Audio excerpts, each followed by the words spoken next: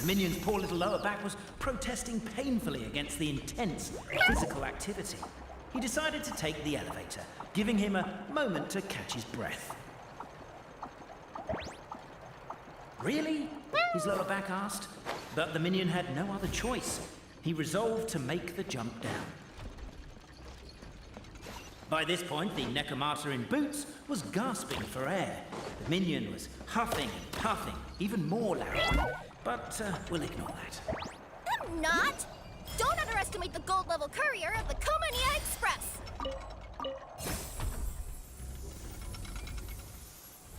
A characteristically catty response from the Necromata. Tell me, what do you hope to gain from bullying me? I get to let off some steam! Ha-ha! You fell into my trap. In fact, all the glue in this world is created by me, using my narrator powers. I make it and the residents just gather what they need. Rats! Oh, I'm so jealous of you guys right now. You can just jump out of your shoes and keep running, but I'm wearing boots this time. Yes! The unnamed minion made a last-ditch escape attempt. He began his long climb, up the wall, the tall wall. He began his long climb up the tall wall. You call that a tall wall? In urgent Neko. Beat. I surrender.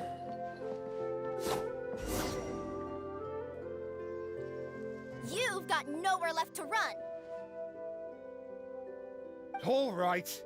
I confess. That was fast. Getting caught by you here was a backup plan. I don't know if what I've done will make things better or not. Time to come clean. I am the narrator, the one who's been guiding you all this time. You're overdoing it a little bit there.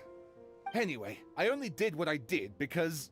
Why are you suddenly spilling the beans? I poured my heart and soul into all this. I was worried you wouldn't ask. The truth is, I was one of the first conscious beings ever made by the goddess of creation. And I've known for a long time that this whole world is just a fairy tale written by the goddess of fate.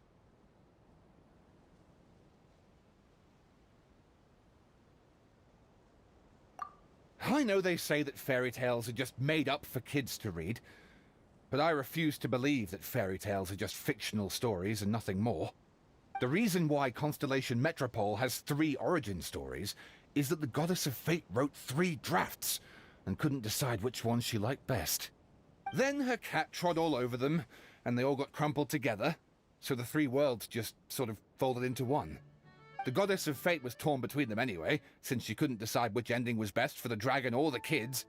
So when she saw what the cat had done, she simply decided to go with all 3. Who'd have thought? Well, what does any of this have to do with what you did?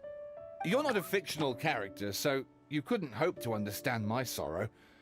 Honestly, I don't think there's anyone in all of Simulanka who would understand. Every day that I experience, every interaction I have with another person, is it really all just a work of fiction? The only reason the 3 great clans wanted to find out the truth was for the pointless task of electing the supreme clan. I thought that once they'd learned the truth, it might make them curious enough to investigate further. But as it turned out, they just accepted it and carried on living the same old lives. I have to motivate them to keep looking for answers now that they think they've learned the truth. I have to make them uncomfortable with the superficial explanation that they took at face value.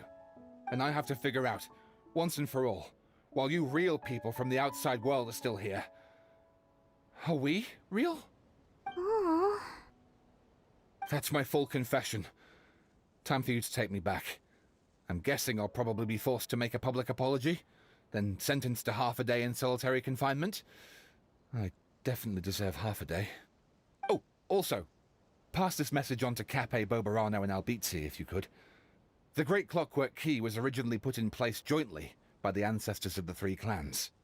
If the 3 of them had any ability to cooperate whatsoever, they'd have been able to remove it by themselves.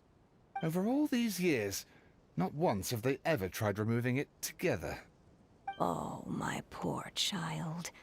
There's one thing you've been mistaken about this whole time. Ah! Whose voice is that? Detective?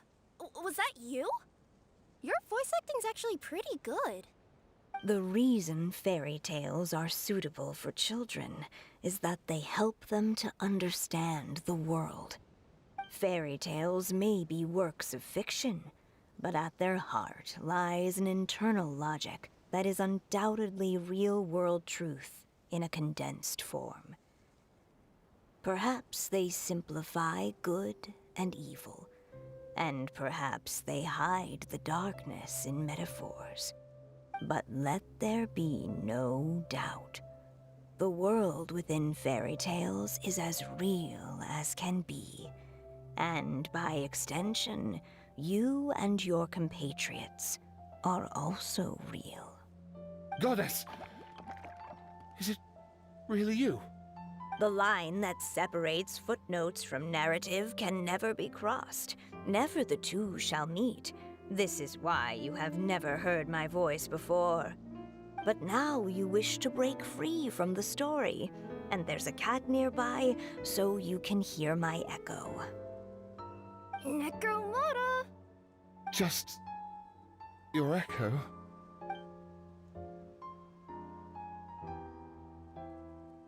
Oh, poor detective.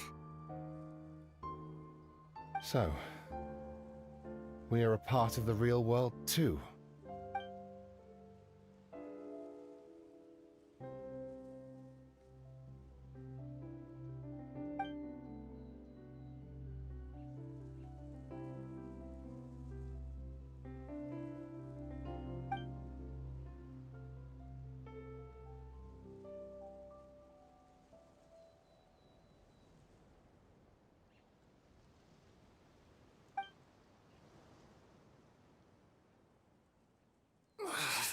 My head's spinning. Albizzi just gave me a quick rundown of the situation. So you caught the detective? Sorta. We chased him until he surrendered. Oh, and he asked us to pass on a message.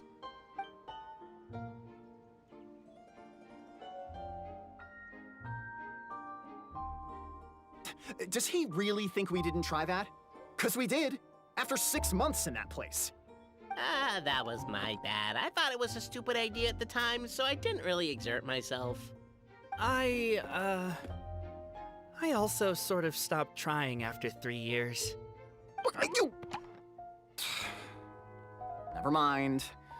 I'm partly to blame as well. On the second attempt, I just hugged the key and pretended like I was pulling as hard as I could. You guys are so lazy. My granny's neighbor's pet cat has nothing on you, and it spends all day, every day sunbathing. Anyway, you said you heard the voice of the Goddess of Fate at the end? That's amazing. There is a world beyond our own after all. What would you guys say to taking a trip to the outside world sometime? Otherwise, I got bashed in the back of the head for nothing. Depends. Do either of you know how to get there? But yes, I agree we should go. And not invite the detective, just to annoy him. But maybe the reason we've never worried about whether we're real or not is that, unlike him, we weren't there to witness the creation of this world. We've never had any reason to doubt that we're real. If someone ever convinced me that these delightful dimwits, Cape and Albizzi, weren't real, oh, I'd be devastated.